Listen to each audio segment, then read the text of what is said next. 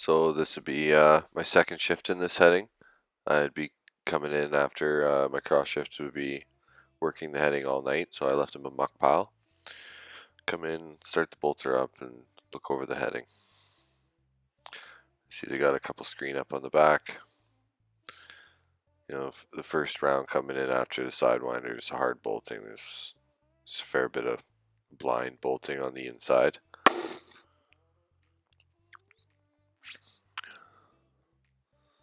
So get right to putting up screen. I think getting the screen up as fast as possible obviously is ideal. I used to tie the screen together to make a bigger footprint and less movements from this with the screen handler, but I found that eventually it was more efficient to just throw the screen out there and just get faster with the screen handler. I find that when the drill's running good, it can put it in the bolts and put up screen almost as fast as I can get the machine gear. So I'm constantly throwing screen out there, getting bolts ready, loading up the injector, getting the buckets ready. We go 10 more bolts. These machines can do a pretty nice job on the pillar. They can almost look straight ahead. You can bolt down a face. So I would prefer to have pillars bolted with this machine as opposed to the jumbo. Having to bring split sets in and do all that jazz is kind of outdated almost, but it is handy to be able to do, and depending on the ground. But when it comes down to it, I think it is faster to just do it while you're in there the first time, and then your screen is not hanging out of the way, or your pillars unsupported while you're in there prepping. I do notice also while watching this that I'm kind of retreat bolting, so I just picked up where the cross shift left. It was safe for me to work where I was, but I didn't retreat back and start over. I just kind of carried on where they left me, and then bolt everything with the least amount of movements. So that being said, if I was pulling into this heading and it was a fresh round to bolt, I would obviously bolt my way in around the inside pillar, across the back, and then the far side wall and the far side pillar, and then retreat out. So getting the last screen up here, you can see it's a pretty hard blind, not quite blind angle, but I can't see the rock, but I can see what the drill steel and the machine are doing. I can see the deep concentration here. It's funny, with these new joysticks, you really feel like you become one with the machine.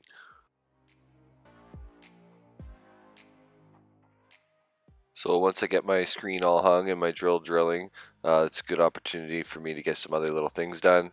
I like to get the resin all loaded. So when I'm done my hole, I'll blow it out, and if I can pull my drill steel out with no rotation, and it'll come right out, I know that my hole is good and there's no obstructions in the way or even screen. I find that the feed pressure on the drifter is so sensitive that if there's any little rocks or screen in the way of the hole, that the drill steel won't continue to travel. You'll have to use a little bit of percussion or rotation to get past the obstruction. And I find that if you use it, it's good to just like knock it out of the way, but too much hammer is not a good thing. Should just be in and out, smooth, no rotation, and then the no rotation and pulling your drill steel out, your hole is clean, and then that's almost a guarantee that your injector hose will go in. And because I know that my hole is free of debris, no water, I can just inject all of my resin all at once and then go straight to the rebar. And I find this cuts down on a lot of operating time from extra hole cleanouts or whatever. I can just finish my hole, get my resin in there, get my bolt in there, and I just keep that routine as efficiently as possible.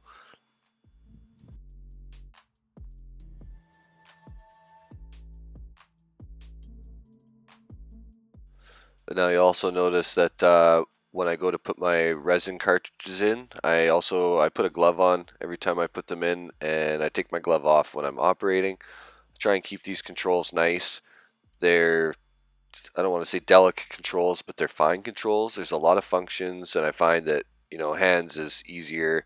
They're almost set up like they're hotkeys. They're very ergonomic and they're quick to get around to.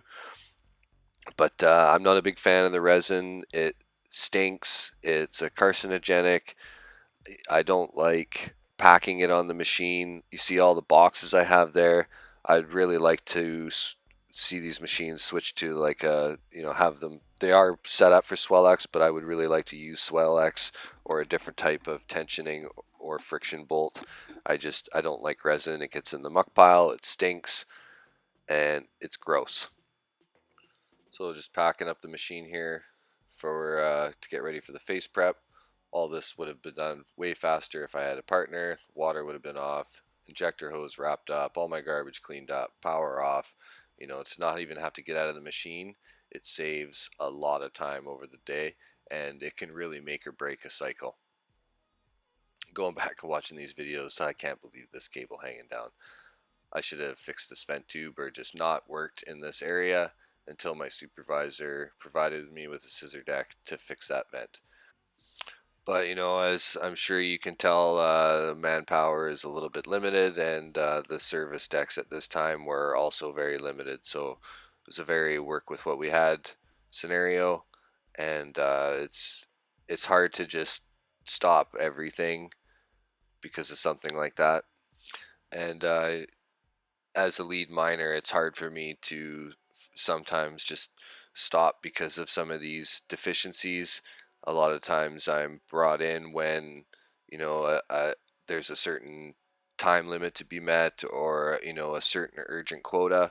And, I'm brought in to make these things happen. And, if I constantly say, oh, this can't be done because of this, or you have this huge list of reasons why I can't finish my job, then my customer is not going to be very happy. So I just make sure that there's no like glaring against the rule books deficiencies, and that I can work safely. And then I'll carry on and do my job. And all I can really do is make recommendations to my supervisor and say, hey, this needs to be fixed. Please take care of this. So getting into the face prep here now, I like to do road work all the way in. I'm not a big bucket dragger. I like to drive with my bucket forward, level with the grade of the road. So I clean up any rocks, clean up the snowbanks, both sides as you go. Normally I'll scrape the face first before I'll clean the bottom, and then I go to backblading side to side. Side to side is obviously start at one side, backblade overlapping like you're mowing the lawn all the way across the face. And this will cut back on a lot of your grub hoeing. So also the first side winder, I'm also backblading the pillar there, so it makes a nice road. Usually I'll lift my bucket up like that, and then I can see without getting out of the scoop if there's any other way that places that need a little bit of backblading. I do quick backblades too. You see that it's a 1, 2, 3 stroke. Uh, it's nice. These old cats, they can go forward and reverse very quickly, so you can rock the machine and use the bucket.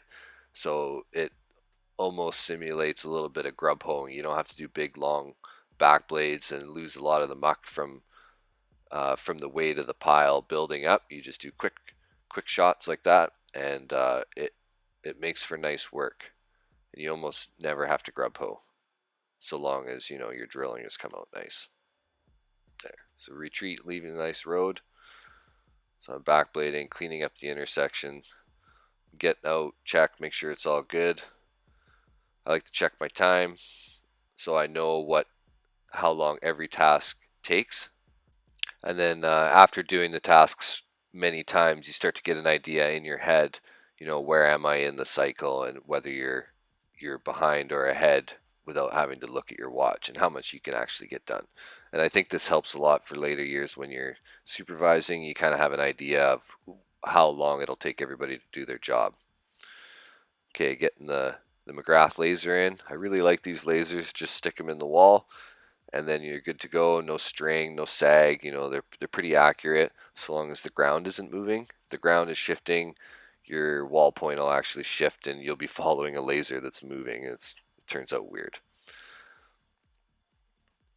So I like to measure out just to double check. I trust the computer quite a bit, but I like to just make for uber accuracy that I'm right on the money with the paint stick, and then I can't blame, oh, it was my fault, it was the jumbo's fault. I know for sure that I'm accurate. And one of the things that I didn't appreciate as much until I didn't have it, and I've had to go back to the old jumbos, but the rock drill position sensors in these new jumbos to be able to see where the drifters are, and to take that reference plane to always have a perfect smooth face, or all the drill holes coming out to design, and not having to paint your booms or guess where your holes are. Like, I always drill my outside corner lifters a little bit shorter, so it makes that bowl effect with the face. It makes it easy for the scoop to back blades in the shape of a bucket. So you see there, just a little bit left after my back blading, but not much. So if the corners are actually deeper and the scoop can't get into the corners, it leaves you a huge muck pile to dig out, and you're at the face digging. And a lot of the times, this is one of the most dangerous parts of the job now, is grub hoeing at the face, and I try and avoid it at all cost. You can see I got my laser right on the cable reel there.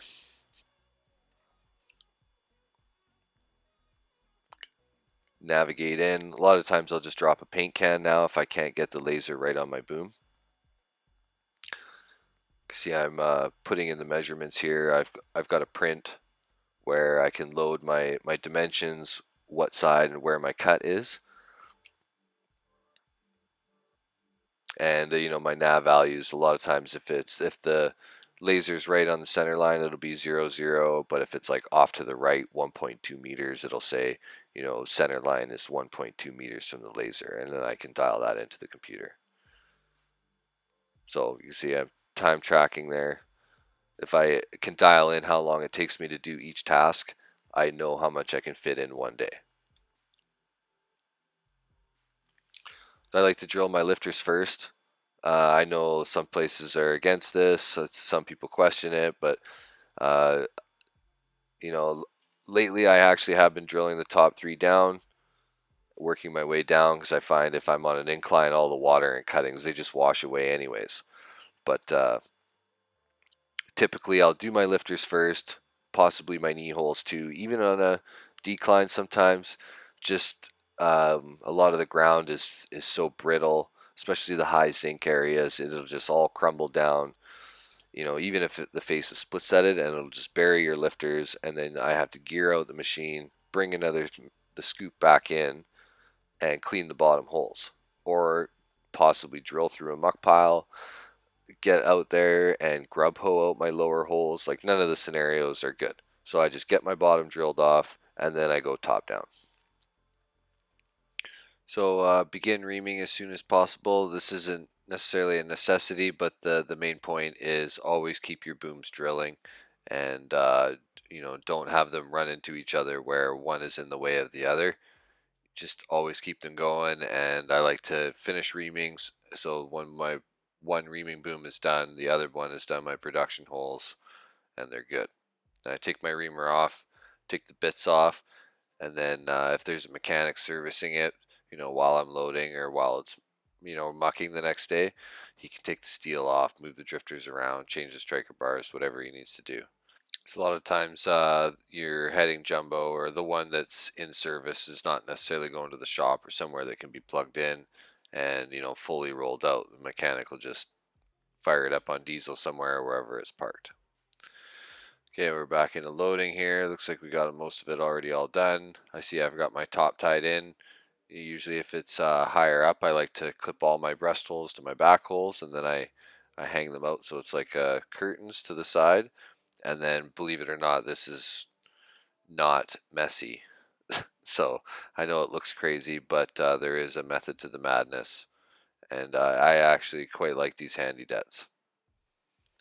So after the loading and everything else is all done, cleanup, we tie the electric cap to the blast line, and then the cap to the round, in that order specifically. So if there's any stray current in the blast line, just the electric cap will go off, and then not the round.